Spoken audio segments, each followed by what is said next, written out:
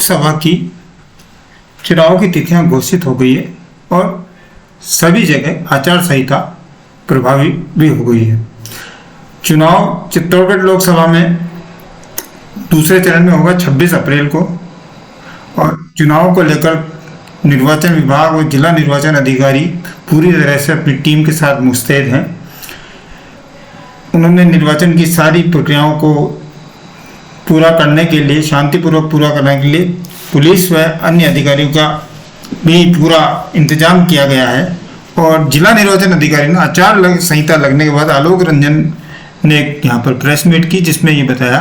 कि करीब जिले में 21 लाख से ज़्यादा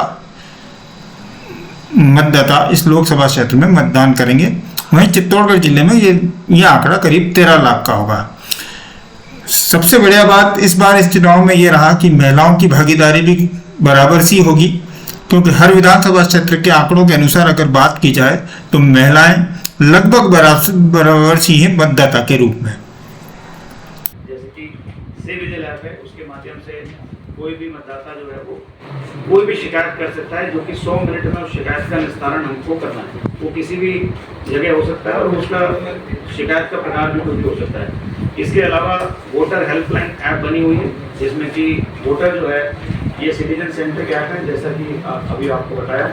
तो सी विजिल ऐप है, वोटर हेल्पलाइन ऐप है, विशेष योग्यजन के लिए सक्षम ऐप है, जिसमें कि विशेष योग्यजन अपने मतदाता केंद्र से लेकर के वहाँ क्या सुविधाएं हैं और यदि उनको किसी तरह के व्हीकल की आवश्यकता है तो वो भी कर सकता है। चुनाव के बाद में वोटर टर्नआउट के लिए वोटर टर्नआउट ऐप है। और चुनाव से पूर्व यदि कैंडिडेट के विषय में कोई जानकारी चाहिए, कैंडिडेट का नॉमिनेशन 28 से चालू होगा और ये माननीय सुप्रीम कोर्ट के निर्देश और माननीय आयोग के निर्देशों के पश्चात अब हर कैंडिडेट के लिए जरूरी है कि किसी भी तरह का कोई क्रिमिनल रिकॉर्ड है तो वो उसको 3 बार नॉमिनेशन विड्रॉल की लास्ट दिन के बाद से जब कैंडिडेचर फाइनल होता है तो 3 बार पब्लिश भी करेंगे, आपके माध्यम से भी करेंगे, इलेक्ट्रॉनिक मीडिया से और प्रिंट मीडिया के माध्यम से भी करेंगे। वो सूचना हर व्यक्ति को won't know your candidate application पे भी अवेलेबल है। यहाँ पर अपने कैंडिडेट की सारी सूचना जो है वो ला सकते हैं। इसी प्रकार से पॉलिटिकल पार्टियों के साथ भी मीटिंग में हमने उनको बताया था, ये पॉलिटिकल पार्टीज के लिए भी ऐप बनी हुई है और इसमें वो चाहें तो किसी प्रकार की रैली या कैंडिडेट अपना नॉमिनेशन भी ऑनलाइन जो है वो सुविधा पोर्टल से कर सकता है। और इसके अतिरिक्त क्योंकि आप स्वयं सब मीडिया से हैं और आप लोकतंत्र का चौथा स्तंभ है, क्योंकि ये लोकतंत्र का एक महापर्व है और इसके सफल निष्पक्ष और निर्भीक रूप से मतदाता जो है वो कर पाए और ये संचालित हो, इसमें आपकी महती भूमिका है। इसलिए चाहे कोई भी माध्यम हो उससे आप ये मतदाताओं तक ये पहुंचा पाएं, ये मेरा आपसे निवेदन है। और साथ में मेरी आपसे ये विनती भी है कि चुनाव के दौरान कई प्रकार की समस्याएं हो सकता है आपको संज्ञान में आए, कुछ विषय आपके ध्यान में आए, कोई ऐसी चीज हो, कुछ सोशल मीडिया से मिल जाता है, कोई व्हाट्सएप स्टेटस से भी पता लगता है, परंतु हमारे उसमें त्वरित रेस्पॉन्स रहेगा। आप एक बार ये प्रयास करें कि आप हमें सूचित कर दें। कई बार कोई सूचना सही मिलती ही नहीं है और फिर बाद में अपन जब तक उसको करते हैं तब तक वो काफ़ी आगे तक वो विषय बढ़ जाता है। तो इसलिए अगर आपके संज्ञान में कोई चुनाव के दौरान कोई ऐसा वायलेशन आया तो मैं आपसे निवेदन यही करूँगा कि उसको आगे बढ़ाने से पूर्व यदि आप उचित समझें तो संबंधित किसी भी अधिकारी को हम सब अवेलेबल हैं कि साहब ये चीज़ ध्यान में आई, आप एक बार देख लें। इसमें कोई सेंसिटिव चीज़ें होती हैं जो एक बार चली जाती हैं, क्योंकि इलेक्ट्रॉनिक 4 अप्रैल जो है वो लास्ट डेट रहेगा नॉमिनेशन फाइल करने का और स्क्रूटनी 5 की होगी और जो विड्रॉल है वो 8 अप्रैल तक हो सकता है। तो इस प्रकार से 26 अप्रैल जो है वो वोटिंग का दिन है, जिसमें कि चित्तौड़ के 1496 बूथ हैं उन पर वोटिंग होगी। और इसके संबंध में मैं बताना चाहूँगा कि अभी चूँकि विधानसभा चुनाव कंक्लूड हुए थे उसके बाद से लगातार जो है वो समरी रिवीजन की एक्सरसाइज चल रही है। तो अब करीबन 13,73,000 वोटर हैं, वो 5 विधानसभाएँ यहाँ की हैं और 3 विधानसभा 2 अन्य जिलों की, उनको मिला करके जो हमारा लोकसभा क्षेत्र है उसमें वोट करेंगे। इसमें अच्छी बात यह है कि निरंतर महिलाओं का जो प्रतिशत है रजिस्ट्रेशन में वो बढ़ता जा रहा है और इस बार भी यदि हम संख्यात्मक रूप से देखें तो पुरुष मतदाता जो है वो करीबन 6,88,000 हैं और वहीं महिला मतदाता वो 6,78,000 हैं। तो इनका गैप निरंतर जो है वो कम होता जा रहा है। और ये मैं जो फिगर बता रहा हूँ ये 23 अक्टूबर का था, और अब ये फिगर जो 678 महिलाएं थी वो अब बढ़ के हो गया है 682, और वहीं पुरुष हो गए हैं 691। इस तरह से 13,73,000 वोटर हैं। हमारे 7 ऐसे बूथ हैं जहां 1450 से ज़्यादा मतदाता हैं, तो वो ऑक्सिलरी बूथ होंगे। जैसे ही चुनाव की घोषणा होती है, मॉडल कोड ऑफ कंडक्ट जो है वो लागू हो जाता है, और आदर्श आचार संहिता जो है वो लागू हो गई है, जिसमें कि तुरंत 24 घंटों में जितने भी सरकारी स्थल हैं उनसे किसी भी प्रकार का ऐसा विज्ञापन या ऐसा कोई चीज़ लिखी हो जिससे कि लेवल प्लेइंग फील्ड नहीं मिलती है, तो उसको हटाया जा रहा है। इसी प्रकार से सार्वजनिक स्थल पे और फिर निजी जो भी संपत्ति है उन पर किसी तरह का विरूपण नहीं हो, ये सुनिश्चित किया जा रहा है। इसी के साथ किसी भी प्रकार की रैली, किसी भी प्रकार की सभा, उसके लिए आदर्श आचार संहिता लागू होते ही 144 भी लागू हो गई है, और उसमें आपसे पूर्व राजनीतिक दलों के साथ हमने संवाद करके उनको सारी व्यवस्था बताई है कि किस प्रकार से किसी भी प्रकार की अपनी सभा के लिए वो आवेदन कर सकते हैं, चाहे वो उसको ऑनलाइन भी कर सकते हैं, जिसमें कि चुनाव आयोग के द्वारा सुविधा पोर्टल भी बनाया गया है। इसके अतिरिक्त जितने भी हथियार हैं उनको स्क्रीनिंग कमेटी का गठन हो गया। लगातार जो है वो वेपन्स हम इकट्ठा कर रहे हैं, वो सारे वेपन्स जो है वो जमा होंगे, और कोई ऐसे व्यक्ति जो कि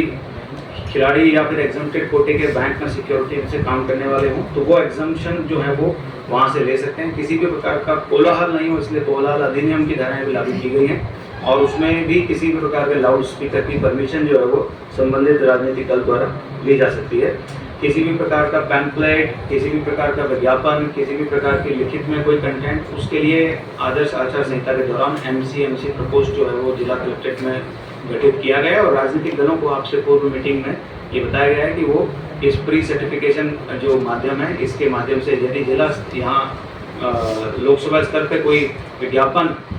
चाहे वो सोशल मीडिया से हो, चाहे वो प्रिंट मीडिया से हो, अगर निकाल रहे हैं तो उसकी वो प्री सर्टिफिकेशन के लिए वो यहाँ आ सकते हैं। इसके अतिरिक्त क्योंकि ये वोटिंग होगी, इसमें होम वोटिंग की भी व्यवस्था है, अपन ने विधानसभा में भी करी थी, इसलिए इसमें जो अपर आयु है वो 85 वर्ष और उससे ऊपर वाले या विशेष योग्यजन जो हैं उनके लिए होम वोटिंग की व्यवस्था इस बार भी रहेगी, और उसके लिए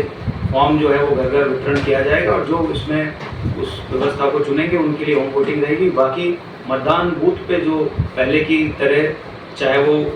किसी तरह से विशेष योग्यजनों को बूथ पे ले जाना, वहाँ व्हील चेयर की व्यवस्था करना, हर प्रकार से वो व्यवस्थाएं जो हैं जैसे पहले थी वो यथावत रहेंगी। चुनाव संबंधित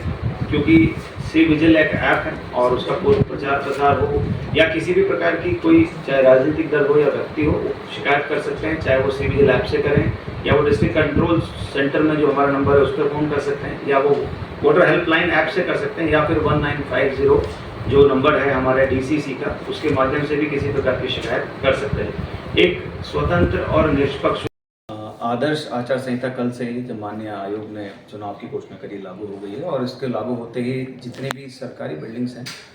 उनमें 24 घंटे के अंतर्गत उनमें किसी भी प्रकार का कोई भी पोस्टर, बैनर, कोई नारा, ऐसी कोई चीज़ जो कि बराबरी का जो फील्ड है वो उपलब्ध नहीं कराती, उसको हटाना जा रहा है, और ये आज इसकी अनुपालना भेजेंगे। उसके बाद 48 घंटे और फिर 72 घंटे में किसी यहाँ तक के निजी स्थान पर भी यदि कोई बिना परमिशन के ऐसी कोई चीज़ है तो उसको हटाने के लिए टीमें जो है, चाहे वो ब्लॉक हो चाहे वो डिस्ट्रिक्ट में किसी भी हो, मोबिलाइज़ कर दी गई हैं। साथ में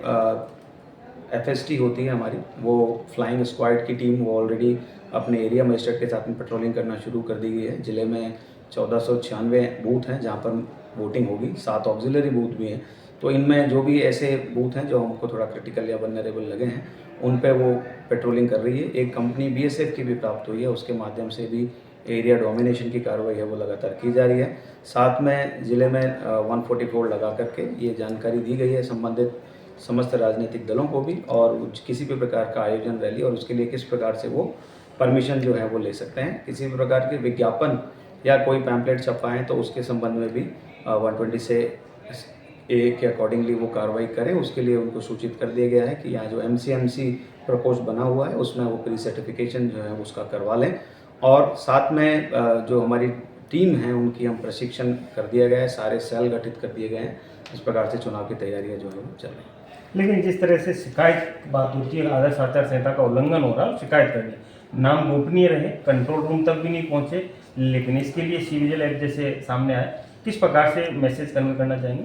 देखिए, शिकायत के लिए किसी भी माध्यम से शिकायत की जा सकती है, चाहे वो टेलीफोनिक माध्यम से की जा सकती है, 1950 जो हेल्पलाइन है उस पर फ़ोन करके, या हमारा जो डिस्ट्रिक्ट का कंट्रोल रूम हमने बनाया है उसमें फ़ोन कर सकते हैं, या सोशल मीडिया पे हमारा जो इंस्टा ट्विटर पे हमारा हैंडल है एक्स पर, उस पे भी हमें कोई कंप्लेंट टैग की जा सकती है। और या फिर जैसा मैंने बताया, आपने भी बताया, सी विजिल ऐप है, वो अच्छा माध्यम है क्योंकि उसमें ऑनलाइन समयबद्ध रूप से उसका निस्तारण सुनिश्चित होता है, 100 मिनट में उसमें कार्रवाई करनी होती है। तो किसी भी प्रकार की कोई वॉयलेशन, कोई शिकायत है, वो इन माध्यमों से पहुंचाई जा सकती है। अंत में सिर्फ इतना जानना चाहेंगे, आदर्श आचार संहिता लग गई है, जिले में कब से ये पता चलने लग जाएगा कि निश्चित तौर पर एक्शन शुरू हुआ है? देखिए, आदर्श आचार संहिता जो है वो तो जैसे लागू हुआ वैसे मुझे लगता है पता लगने वाला विषय है, परंतु फिर भी यदि कहीं कोई समस्या आती है या कोई चीज़ ऐसी दिखती है तो उसको, जैसा हम बताया, हमारी टीमें लगातार रात भर कल काम किया है। ऐसे में अभी तक किसी प्रकार की कोई शिकायत आई नहीं है। और जो आचार संहिता होती है वो एक नैतिक रूप से मानने वाली चीज़ भी है, और इसलिए हमने आज राजनीतिक दलों के साथ में भी मीटिंग करी है और उनसे ये निवेदन किया है कि ये जो आदर्श आचार संहिता है उसमें क्या क्या तो डूज़ हैं, क्या क्या की जाने वाली चीज़ें हैं, क्या क्या नहीं की जाने वाली चीज़ें हैं, तो निश्चित रूप से वो उसके अनुरूप कार्य होगा और हम एक फ्री एंड फेयर इलेक्शन जो है वो कराएंगे। धन्यवाद।